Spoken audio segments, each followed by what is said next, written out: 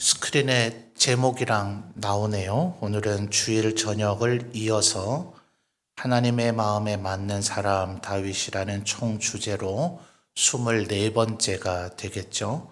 그래서 오늘 저녁은 그일라의 배신이라고 하는 제목으로 하나님의 말씀을 나눠보도록 하겠습니다. 이 그일라라 하는 것은 지난 주일 밤에 우리가 살펴봤던 그 아둘람 굴이 있었죠. 정확한 위치를 추정되는 위치가 없는 건 아닙니다. 그러나 이제 정확한 위치를 어디라 하기에는 워낙 이스라엘이 굴이 많은 지역이기 때문에 딱 여기다 이렇게 특정 짓기는 조금 어려움이 있어요. 사울 왕 같은 경우는 자기가 전쟁에 전공을 세웠다 싶어서 아예 비석을 세워놓은 곳이 있었죠. 근데 여긴 사실 무슨 위대한 전쟁의 전공이 이루어진 곳도 아니기 때문에 또 다윗 왕의 성품이 자기를 그렇게 높이는 사람이 아니었는지라 사울 왕처럼 비석을 세워놓을 생각은 안 했을 거예요. 만약 이것이 오늘날 우리에게 관심이 될 줄 알았다면 그래서 비석이라도 세워놨다면 우리가 어딘지 알 수 있겠지만 다만 주일 저녁에도 말씀드렸듯 21장에서의 다윗의 동선, 이제 놉을 거쳐서 가드, 블레셋이 점거하고 있는 가드로 갔었다가 22장 5절을 보면 유다 땅 안에 헤렛 수풀이라고 하는 곳으로 22장 5절에 이제 옮겨갔다 하는 그런 얘기가 있죠. 그래서 이 아둘람은 블레셋이 5개의 지중해 영역의 성읍을 점거하고 거기에 지금 오래 아예 뿌리를 내리고 오늘날의 가자 지구라고 보통 언론 보도에서 나오죠. 지금도 여전히 팔레스타인 해방 기구가 거의 준독립 국가로서 이쪽 지역을 통제하고 있어서 거의 이스라엘과 하루가 멀다 하고 전쟁이 계속되는 듯한 양상을 여전히 지금도 보여주고 있죠. 요즘은 워낙 러시아 우크라이나 전쟁이 워낙 전 세계 이슈를 다 빨아들이고 있어서 이스라엘과 팔레스타인의 이 갈등은 우리에게 이제 주된 관심사가 잘 못 되고 있습니다만 지금도 하루에 또 여러 차례 미사일이 날아가고 오가고 하는 또 거기에 따른 보복으로 이스라엘이 팔레스타인 사람들을 이제 죽이고 하는 그런 일들이 지금도 여전히 진행되고 있습니다. 지금 이 성경 때부터 그 지중해 영역의 5개의 도시를 이제 블레셋 사람들이 점거해 있었는데 그 국경이라 할 만한 경계선상쯤에 이제 아둘람 굴이 있을 거라고 이제 신학자들은 보통 봅니다. 근데 오늘 우리가 이 무대로 살펴보는 이 그일라는 그 블레셋 접경에 있는 아둘람 굴에서는 훨씬 동쪽으로 유다 영역으로 조금 들어와 있는 그런 성읍입니다. 어쩌면 23장 1절에서 보니까 이제 블레셋 사람들이 그일라를 점령을 했는데 그 5개 도시에서 만족하지 않고 이제 이스라엘 내륙으로 자기들의 영향력을 점점 확장하고자 하는 그런 의도가 아마 있었겠죠. 그러니 2절 말씀을 보면 다윗이 여호와께 묻습니다. 사실 지금 다윗이 이럴 만한 형편은 못 되죠. 이게 지금 하나님께 굳이 기도하고 물어야 될 일인가? 하나님, 그일라를 제가 가서 구출할까요? 블레셋인들을 몰아내고 우리 그일라 동포, 다윗과 똑같은 유다 지파의 영역이죠. 그일라는 의심의 여지가 없이 유다 지파의 성읍이고 그 성읍에 살고 있는 사람들은 유다 지파니 다윗과는 이제 친족간이라 그렇게 볼 수가 있습니다. 그러나 지금 사실 누가 보더라도 이건 하나님께 물을 여지가 없이 다윗이 이런 일에 나서는 것은 지금 적절치가 않습니다. 지난 22장의 2절 하반절을 보면 다윗에게 모여든 사람들이 몇 명이었죠? 400명이었습니다. 오늘 13절을 보면 뭐 그 사이 무슨 일이 있었는지 성경은 상세히 알려주지 않지만 이제 비로소 600명으로 늘어납니다. 근데 3절 말씀을 보면 다윗의 사람들, 바로 이 600명들이죠. 그들 중에 누군가가 이제 일종의 다윗의 참모가 될 만한 그런 위치에 있는 리더격이겠죠. 600명 중에서도. 지금 우리가 이 유다 지파 영역, 헤렛 숲을, 거기가 이 유다 지파의 영역이니까요. 이 유다 지파 영역 안으로 들어와 있는 것도 굉장히 좀 위험천만한 일이다. 사울이 언제라도 알게 되면 우리가 붙잡힐 텐데 그 일날을 지금 우리가 구원하는 일을 한다는 것이 우리에게 지금 가당키나 한 일이냐. 이걸 굉장히 맞죠. 3절에 다윗의 부하들의 이 얘기. 너무나 타당한 얘기입니다. 또 7절 말씀을 보시면 사울이 굉장히 신나하죠. 하나님이 그를 내 손에 넘겼다. 이렇게까지 착각하고 있어요. 하나님께서 그러셨을 리가 없잖아요. 근데 사울이 볼 때 그 일날에 다윗이 나타났다고, 지금까지 이 사울이 다윗을 잡으려고 아주 최선의 노력을 경주하고 있죠. 그러나 다윗이 어디 있는지를 알 길이 없어서 지금 붙잡지를 못한 것인데 다윗 스스로가 나타난 셈이니까 지금 7절에서 하나님이 그를 내 손에 넘겼다고 말할 정도로 그가 좋아합니다. 그리고 또다시 이제 10절과 11절을 보시면 11절 12절을 보시면 다윗이 하나님께 또 여쭤보죠. 이 그일라 사람들이 저를 사울에게 넘기겠습니까? 그래 하나님께서 넘긴다. 아주 정확하게 대답을 주시죠. 근데 사실 이게 물어야 할 일입니까? 여러분 아마 사무엘상 23장을 오늘 처음 읽거나 처음 듣는 스토리가 아니실 텐데요. 하나님께 다윗이 이렇게 지금 무려 4번이나 여쭤봤죠. 그일라 공격할까요? 하는 것도 2번 여쭤봤고, 사울이 일로 내려오겠습니까? 그일라 사람들이 나를 넘겨주겠습니까도 2번 물어봐서 무려 4번이나 기도했어요. 근데 이게 물어봐야 할 일이냐고요. 이거는 조금 똑똑하면 초등학생도 알 상황입니다. 다윗은 지금 많이 해봐야 600명밖에 안 되죠. 8절 말씀을 보면 사울이 모든 백성을 군사로 불러 모으고 그랬습니다. 이게 지금 몇만 명인지 알 길이 없어요.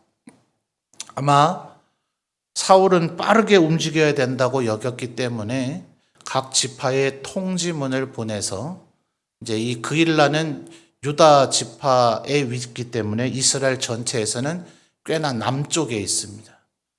이스라엘과 우리나라 한반도 전체를 이렇게 1대1로 비교 정도를 한다면은 아마 고령, 대구 밑에 고령쯤 되는 위치에 그일라가 있다고 보면은 얼추 맞을 겁니다. 굉장히 남쪽이죠. 그러니까 기브아, 사울이 수도로 정한 기브아는 우리 문경쯤 된다고 보시면 될 거예요. 그러니까 이쪽에서 남하하면서 밑으로 군대를 행진시켜 내려가면서 각 지파에 아마 통지문을 보내서 합류하라, 왕명을 내렸겠죠.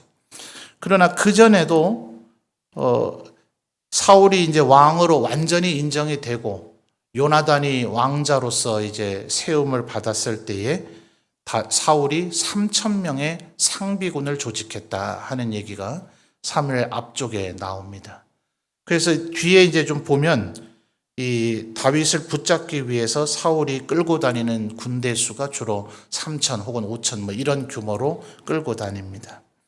그러니까 8절에 얘기하고 있는 이 병력의 숫자는 못해도 수천 명이고 많으면 몇만 명을 지금 모아오면서, 아마 보통의 전쟁은 한 장소를 정하죠. 집결지를 정해서 모든 지파의 장정들은 몇 날 며칠 몇 시까지 이곳으로 집결해라. 마치 우리 남자분들 군 복무 후에도 가끔 동원 예비군 훈련 가야 되죠. 그러면 몇 월 며칠 몇 시까지 어느 부대 문을 통과해서 입소하시라. 이런 것처럼 집결지를 정합니다. 근데 아마도 지금 8절의 이 상황은 사울은 지금 움직이면서 군대를 소집해서 본인의 그 왕의 중군이라고 보통 부르겠죠. 중앙군대로 합류하라 이렇게 명령을 내렸을 거예요. 이건 뭐 물어보나 마나 뻔한 상황입니다. 근데 여러분 우리 인생에도 이런 일들이 벌어질 수 있는데 그때마다 우리 하나님께 끊임없이 물어야 됩니다. 다윗이 지금 왜 물을까요? 그냥 표면적으로 우리가 생각하면 신앙이 좋아서 하나님께 물었다. 다윗은 원래 경건하니까 너무나 순진하고 단순한 생각이죠. 어쩌면 만약 다윗이 정말 경건하고 신앙이 좋은 이유 때문에만 하나님께 기도했다면 이 사무엘서 저자는 이 기도 얘기는 생략했을 수도 있을 거예요.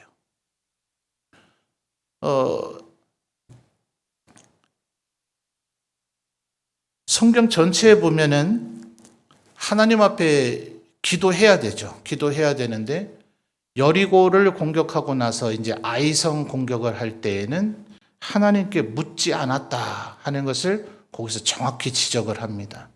근데 그 뒤에 여호수아의 전투의 기록을 보면 매번 그 다음번 도시를 공략할 때마다 하나님께 여쭈었다라는 얘기가 매번 기록되어 있진 않아요. 그 당연한 상식적인 얘기는 생략한단 말입니다.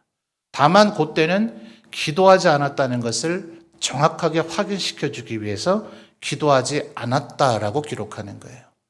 말하자면 지금 23장의 이 상황도 다윗은 늘 하나님 앞에 기도했던 사람이기 때문에 당연한 얘기인지라 생략하고 했어도 아무런 문제가 없을 거예요. 그러니까 여기는 지금 다윗이 기도했기 때문에 기도했다고 지금 기록하는 것이 아니라 다윗이 왜 기도했을까? 요거 좀 우리에게 생각해 보라고 하는 겁니다. 왜 기도할까요? 가기가 다윗도 주저스럽거든요. 3절의 이 얘기는 다윗의 부하들만의 얘기가 아니라 다윗이 그렇게 멍청한 사람이 아닙니다. 그는 전략과 지략을 아는 사람입니다. 그러니까 지금 여기에 가면 이건 분명히 사울에게 내가 여기 있어라고 광고해 주는 것밖에 되지를 않는데 그런데 무시하면 어떻게 돼요? 아니 이미 뭐 하나님으로부터 기름 부으심은 받았잖아요. 내 살기 위해서 그 일을 나가 약탈을 당하고 블레셋에게 점령을 당했는데 그거를 모른 채 한다. 못 본 채 한다. 그렇게 해서 왕이 되면 뭐 할 거예요? 그죠? 지금은 당장 아무 일 안 하고 아둘람골이나 혹은 헤렛 수풀보다 아둘람골이 더 서쪽에 있으니까 헤렛 수풀에서 다시 아둘람골로 가자. 이제는 뭐 600명이 있으니까 가드인들도 우리를 그렇게 함부로 대하지는 못하겠지. 더 서쪽으로 해서 블레셋 영역 가드로 다시 넘어가자. 아니면 자신의 가족을 완전히 사해 동쪽에 있는 모압왕 미스베에게 가서 좀 돌봐주십시오 라고 부탁했다. 22장에서 우리가 이미 살펴봤죠. 아예 북쪽에서부터 지금 내려오는 사울의 군대가 도착하기 전에 그 일나에 대한 책임도 면할 겸 아예 모압으로 가자. 지금 다윗에게도 얼마든지 선택지가 있습니다. 근데 왜 이렇게 우직하게 자꾸 하나님께 묻냐고요. 2절 보십시오. 이에 다윗이 하나님 여호와께 묻자와 이르되 그랬죠. 4절에 이 얘기를 또다시 하죠. 다윗이 여호와께 다시 묻자온대. 이렇게까지 두 번이나 연거푸 물었다는 것을 굳이 이렇게 강조할 이유는 다윗의 마음도 갈등으로 시달리기 때문에 그렇습니다. 여러분 그렇지 않아요? 솔직히 교회에 예배 시간 딱 되면 와서 예배 딱 드리고 그리고 축도 딱 하면은 집에 딱 가고 이러면 얼마나 좋아요. 편하잖아요. 교회 다른 일에 일체 관여하지 않고 그러면 뭐 피곤할 일도 없고 속상할 일도 없고 힘들 일도 없고 마음 상할 일도 없고 그죠? 그저 오늘 부른 찬송가가 내 마음에 들기만 하면 되고, 그리고 목사의 설교가 내 귀에 달갑기만 하면 되잖아요. 그 두 조건만 충족되면 교회 생활이 그렇게 천국일 수가 없죠. 근데 뭐 예를 들어 찬양팀을 한다거나 봉사를 한다거나 또 혹은 뭐 여러 가지 교회 직책을 맡았다거나 그러면 이 자리에 지금 나하고 뜻이 안 맞아서 좀 마음 상한 사람도 있고, 지금 저 사람을 어떻게 설득해야 될 사람도 있고, 이러면 사실 막 예배 드리기가 쉽지 않을 수 있어요. 그러니까 우리가 생각할 때 내가 정말 편안하게 하나님의 은혜만 누리고 싶을 것 같으면은 교회 일체 그 어떤 일에도 관여하지 않고 아무 일도 맡지 않고, 그래도 이제 하나님의 은혜와 돌봄과 도우심과 축복은 받아야 되니까 그래도 교회는 출석해야 되겠고, 이런 생각을 하게 될 수 있거든요. 근데 우리 그리스도인이잖아요. 지금 다윗은 하나님의 백성이잖아요. 더더군다나 아직 왕 위에 오르지는 않았지만 하나님께서는 분명히 공식적으로 내가 이미 사울을 패했다. 그리고 다윗을 너를 왕으로 내가 기름 부어 세웠다. 말하자면 다윗은 지금 국가 전체를 장악하지 못하고 정식 즉위식을 하지 않은 왕인 것이고, 사실은 사울은 이미 폐위됐지만 왕권을 넘겨주지 않은 왕위 찬탈자에 지나지 않습니다.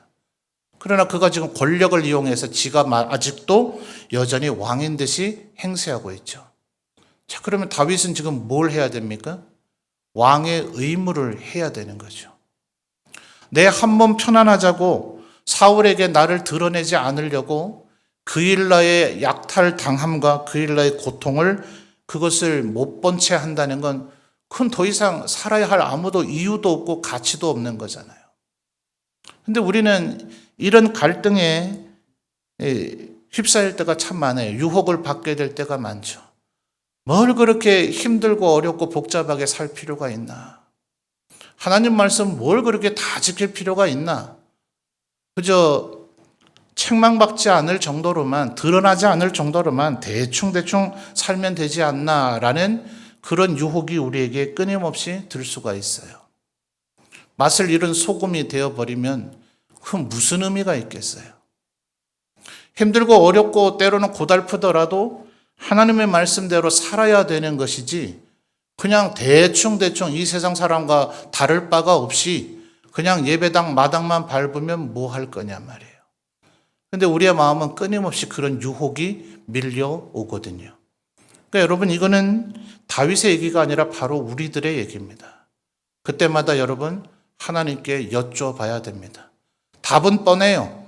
하나님께서 뭐라고 답하실지 다윗 이미 알고 있습니다. 다만 3절에 얘기하고 있는 자신의 부하들도 지금 따르지 않기 때문에, 또한 성경은 지금 드러내 밝혀주고 있지는 않지만 다윗의 마음속에도 이 갈등이 있기 때문에 하나님의 말씀을 들어야 되는 겁니다. 그러니까 여러분, 삶이 살아가다가 힘들고 어려울수록 더 말씀 듣는 자리에 나와야 돼요.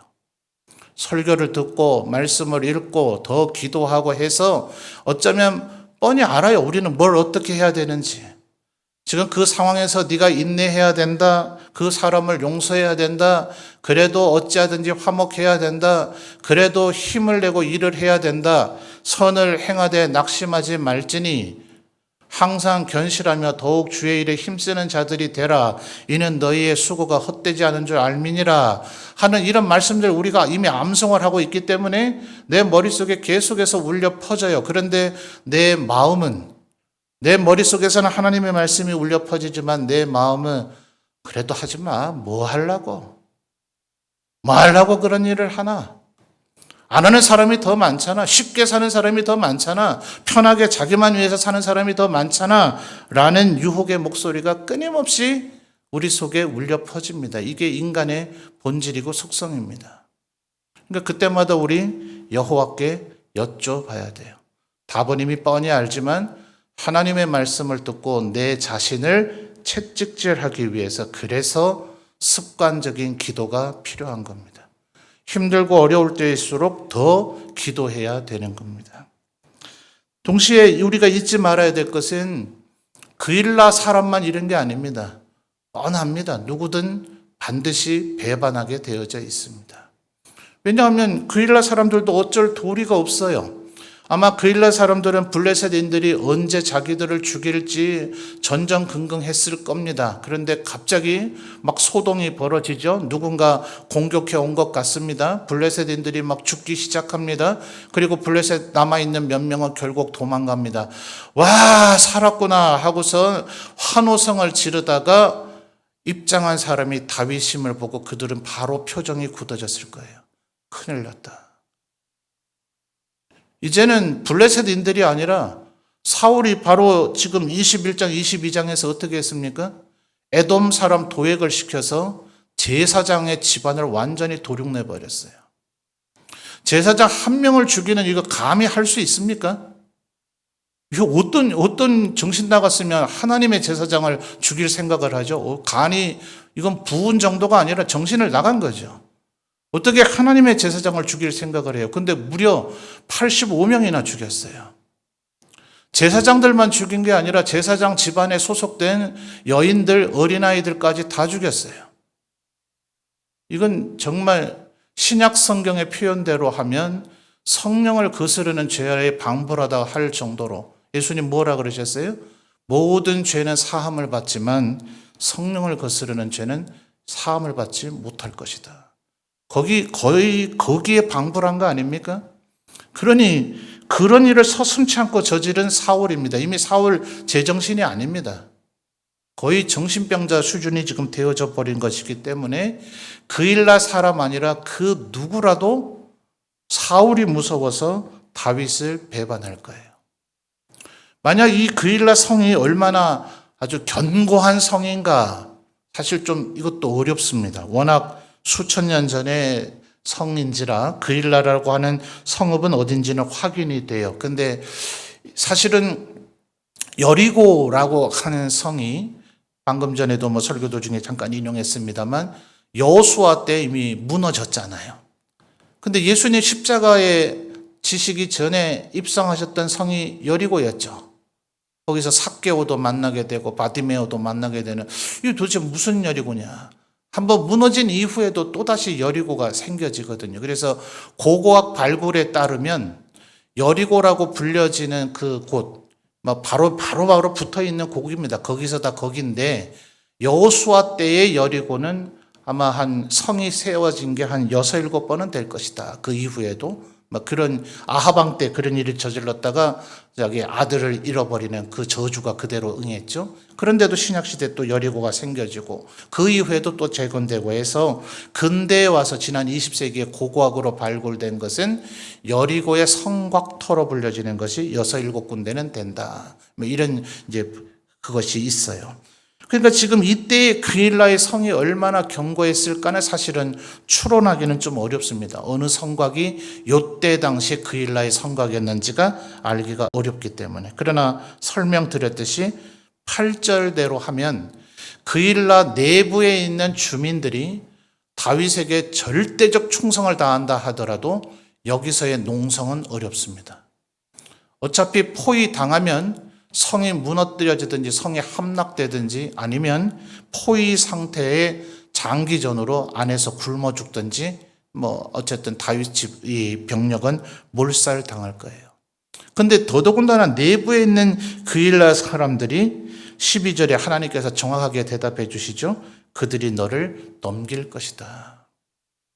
그러니까 여러분 이걸 늘 기억하셔야 돼요. 내가 그일라를 구해줬으니까, 내가 저 사람을 힘들 때 위로해 줬으니까, 내가 저 사람에게 밥을 사줬으니까, 내가 커피를 사줬으니까, 저 사람을 내가 어릴 때부터 키워줬으니까, 그러니까 내 종이 되겠지, 내 부하가 되겠지, 내 말을 잘 듣는 사람 되겠지. 그게 인간의 욕망이고 죄악입니다. 우리 모든 사람들은 서로에게 좋은 영향력을 주고받았겠지만 부모, 자식이요, 형제요, 스승이요, 제자요, 온갖 우리의 인간관계가 있겠지만 우리의 복종의 대상은 오직 하나님뿐이십니다. 그러니까 다른 사람들에게 내가 너를 이렇게 지극정성으로 돌봐주고, 내가 너에게 신앙의 기초가 뭔지 알려주고, 내가 네가 힘들 때 위로해주고, 네가 어릴 때부터 내가 큰 인물이 되도록 내가 키워줬으니까 너는 무조건 내 말을 들어야 돼. 지금 자기 스스로가 아합이 되고 사울이 되어가고 있는 겁니다. 절대로 그런 것을 기대해서도 안 되는 것이고 그런 것을 기대하지도 마십시오. 근데 대부분의 사람들이 13절에 이게 바로 다윗의 위대함입니다. 13절에 다윗과 그의 사람 600명가량이 일어나 그 일날을 떠나서 갈 수 있는 곳으로 갔더니. 자, 대부분의 사람들, 다윗은 이렇게 했지만 대부분의 사람들은 어떻게 할까요? 다윗과 함께한 600명이 그 일날 동쪽문으로 나갔을까요? 서쪽문으로 나갔을까요? 남쪽문으로 나갔을까요? 북쪽문으로 나갔을까요? 그걸 본 그 일날 사람들을 다 죽여야죠. 이왕 지금 하나님이 그릇된 정보가 아니죠. 이 세상에서 제일 정확한 정보에 따르면 12절에 여호와 하나님께서 전지하신 여호와 하나님께서 말씀하시기를 그일라인들이 너를 버리리라. 이 그일라 성 안에 있었으면 다윗과 그의 600명을 포박해서 사울에게 넘겨줬을 것이고 지금 떠나면 우리가 계속해서 지켜봤는데 다윗이 동쪽으로 가던데요, 남쪽으로 가던데요, 아니요, 몇 날 며칠 몇 명이 다윗을 추격하면서 그 중에 한 명이 사울에게로 가서 보고해주고 있을지도 모르죠. 이게 인간의 인지상정 추론 아닙니까? 그래서 대부분의 사람들이 이 상황이 되면 13절에서 그 일날 주민을 다 학살해 버립니다. 다윗은 그렇게 하지 않았어요. 자신의 목숨을 걸고 건져낸 그 일날 사람들이었지만 그들이 자신을 배신한다고 해도 그는 그저 담담히 그곳을 떠날 뿐 그 일날 사람에게 원망하거나 책망하거나 그들에게 보복하지 않았습니다. 이게 바로 다윗이 하나님께 인정받는 이유입니다. 여러분, 너무나 평범한 얘기 같지만 대부분의 사람이 99.99%의 사람들이 이거 잘 못합니다. 그 일날을 아예 건지지 않고 외면하든지 아니면 그 일날 건졌다가 그 일날인들에게 보복하든지 둘 중에 하나를 택하지 다윗처럼 이렇게 하지 않습니다. 여러분, 우리의 마음속에도 끊임없이 유혹이 있을 거예요. 하지 마라. 지금 그럴 때가 아니다. 네 코가 석자다. 뭐 하려고 그런 일에 네가 관여해서 네 스스로의 피곤함과 힘듦만 더 가중시키려고 하느냐. 못 본 채 해라. 아니요. 그때 하나님께서 나를 지금 뭐로 부르셨는가? 나를 왜 하나님의 백성 삼으셨는가? 잊지 말아야 됩니다. 내가 잘해줬으니까 너는 나에게 보답하겠지. 아니요. 그런 보답은 인간에게 바랄 것이 아닙니다. 이 승상 떠날 때까지도 바라야 될 것이 아닙니다. 안타까운 것은 내가 이렇게 했는데 하나님께서 왜 이렇게 나에게 안 해주시는가?